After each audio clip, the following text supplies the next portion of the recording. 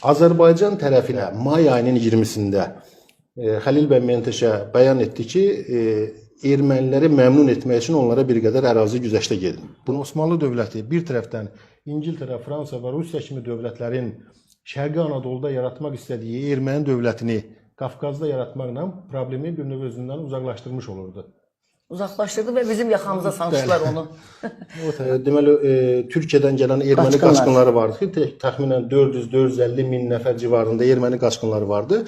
Erməni silahlı birləşmələri də İrəvan quberniyası ərazisindəki türk-müsəlman kəndlərini soyqırıma məruz qoyurdular. Onların bir qismi qaçqın, köçkün kimi Azərbaycanın digər qəzalarına və Türkiyəyə köçməyə məcbur oldu. O boşalan kəndlərdə də deməli, gələn erməni qaçqınlarını yerləşdirdilər. Artıq mart ayına qədər 199 kənd tamamilə boşaldılmışdı müsəlmanlar. Amma deməli, o vaxta qədər üstünlük bizdə oldu, eləmi? Yəni, yerli hali statistikaya. May ayının 26-sında erməni nümayəndələri yenidən Xəlil bəy Mənteşə ilə görüşürlər.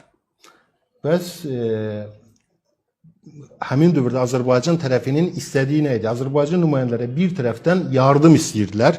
Xəlil bəyin öz ifadəsindən, Vehib Paşanın ifadəsində desək, Azərbaycan nümayəndələri yardım istəyəndə sanki ağlayırlar. O vəziyyətdədirlər ki, Bakı soyqırımı baş verib. Aprel ayından başlayaraq bölgələrdə soyqırım əməlləri davam edib. Əhali, Bolşevik, erməni, daşnaq bandaları bütün Azərbaycan əhalisini soyqırıma məruz qoyub, Azərbaycan nümayəndələri hərbi yardım istəyirlər. Digər tərəfdən də Türkiyə tərəfi İrəvanın verilməsi məsələsini qoyub. Amma Azərbaycan tərəfi İrəvanın verməkdən də imtina eləyir. Rəsulzadə ilə Hacınski İrəvanın ermənilərə verilməsi məsələsindən imtina etdikdə Xəlil bəy Mənteşə barmağını sola çırpa-çırpa sənədlərdə qeyd olunur. Ultimativ şəkildə Azərbaycan tərəfinə bildirdi ki, bizim Bakının qurtuluşu üçün sizə göstərəcəyimiz yardım İrəvana söykənir və deməli, müzakirə stolunu tərk elədi. Tamaşaçılarımıza aydın olsun deyə Xəlil bəy Mənteşə həmin vaxtı Türkiyədə Osmanlılı Xəlil bəy Mənteşə Osmanlı dövlətinin ədliyyə naziri idi. Eyni zamanda Dövlət Şurasının sədri idi. Osmanlı iqtidarında, yəni İttihat və Tərəqqi hökumətində 4-cü adam idi. Ənvər Tələt Camal üçlüyündən sonra Osmanlının 4-cü adamı deyirlər. Yəni çox baş nazirlə də yaxın dost münasibətində idi. Öz fikrini baş nazirə də qəbul etdirə bilirdi. Onun gəldiyi qənaət belə idi ki, erməni milli arzusunu biz gerçəkləşdirək. Yəni bunlar artıq 20-30 ildir vuruşurlar, qan tökürlər. Arzuları dövlət yaratmaq üçün biz onlar üçün bu dövləti yaradaq. Əslində öz ərazisindən qovduğu ermənilərə torpaq verməkdir. Əhməd bəy Ağayev, Əli bəy Hüseynzadə ilə Tələt Paşaya göndərdiyi məktubunda qeyd edirlər ki, Osmanlı dövləti nə iş görür? Erməni yaşayan əraziləri, hansı ki Aleksandropolun əhalisinin 85% erməni idi və ya Axalkala Çələk ərazisinin 80%-dən yuxarısı erməni idi.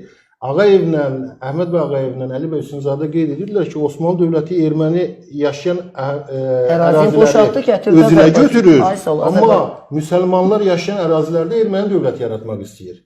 Bir gün sonra mayın 23-də Azərbaycanın Batum konferansındakı nümayəndələri, yəni Məmməd Əmin Rəsulzadə və Məmməd Həsən Hacınski, eyni zamanda Tiflisdən gələn nümayəndələr Xəlil bəy Xasməmmədov, Fətələ xan Xoyski, Nəsib bəy Yusifbəyli və digərləri Əhməd Cövdət Pepinov, Əhməd bəy Canbaba, bunlar birgə bir müraciət göndərirlər Ənvər Paşaya, surətində Tələt Paşaya. Azərbaycan nümayəndələri müraciətindən sonra mayın 23-də Tələt Paşa belə bir təlimat göndərdi. Ermənilərə gəlincə, ermənilər İrəvanın kanton qismində təşəkkül edə bilərlər.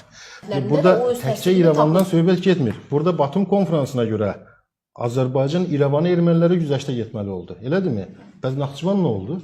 Naxçıvanı Türkiyəyə verdi. Osmanlı dövlətinin tələbi idi. Ordubad ayrıldı, Azərbaycanda qaldı. Naxçıvan ərazisi Türkiyəyə verildi. Sürməli Azərbaycan ərazisi idi, Türkiyəyə verildi. İrəvan qəzasının Kəmərli, Uluxanlı, Vedibasar bölgələri Türkiyəyə verildi. Eçmiəddin qəzasının Sərdarabad hissəsi kəsilib ayrıca Türkiyəyə verildi.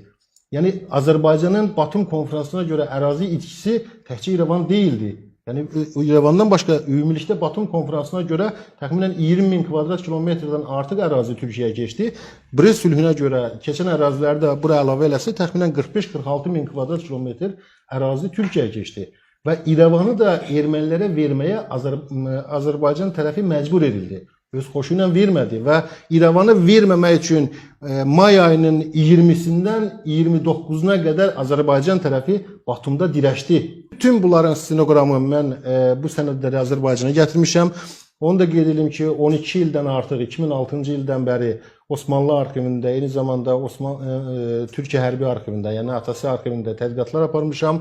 Ümumilikdə 186 min səhifə Azərbaycanla bağlı olan arxiv sənədini gətirmişəm. O 186 min səhifəndə 100 min səhifəsi məhz 18-20-ci illərə aiddir. Və Vasif müəllim, üzr Bu istəyirəm. sənədlərin, yəni bunların bütün detallarını biz transkripsiya eləmişik, Azərbaycan oxucusu üçün sənədlər toplusu halında nəşr eləmişik. Siz kitab alın. Bəli, bəli. Yəni insanlar həqiqəti bilmədi. Məsələn, siz burada danışdınız, çoxları üçün qaranlıq idi. Məsəl üçün Ceyhun Mirzəliyev adlı bir tamaşaçımız yazır ki, türklər ermənilərdən çox ziyan vurub bizə.